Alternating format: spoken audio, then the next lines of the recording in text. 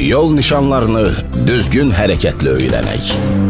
Bu rubrikamızda sizi 3.7 qoşqu ilə hərəkət qadağandır nişanı ilə tanış edəcəyik.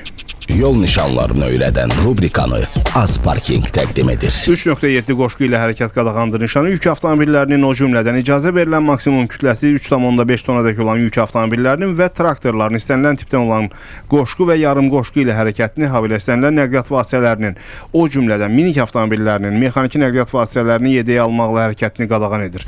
Ölkəmizin milli standartına əsasən 3.7 nişanı avtobusların icazə verilən maksimum kütləsi 3,5 tonadək olan yük avtomobillərinin və minik avtomobillərinin qoşqu və yarım qoşqu ilə hərəkətini qadağan etmir.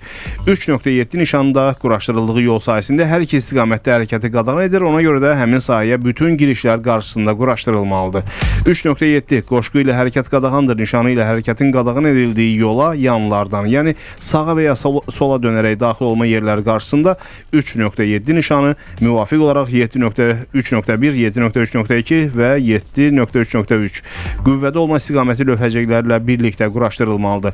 3.7 nişanının qüvvəsi işarələnmiş sahədə yerləşən müəssisələrə xidmət edən, habelə bu sahədə yaşayan və ya işləyən vətəndaşlara xidmət edən və ya məxsus olan nəqliyyat vasitələrinə şamil edilmir.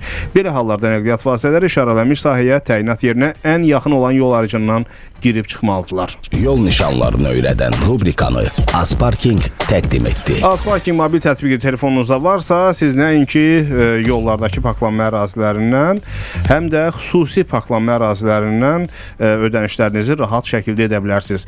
Azparking mobil tətbiqində 20-dən çox xüsusi parklanma ərazilərinin siyahısını görə bilərsiniz. Digər bölməsinə daxil olun və bütün siyahı orada var. Və digər bölməsindəki xüsusi parklanma əraziləri küçə parklanmasına alternativ olaraq təqdim olunur və bir neçə mühüm cəhətə görə fərqlənir. Təyinat və idarəetmə fərqi var, ödəniş sistemi fərqi var, funksional imkanlar fərqi var. Xüsusi ərazilərdə istifadəçi əlavə xidmətlərdən yararlana bilər.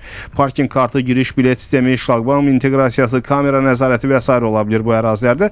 Küçə parklanması isə əsasən yol kənarında sadə dayanacaq yerlərinə ibarətdir. Əlavə xidmətlər burada tətbiq olunmur.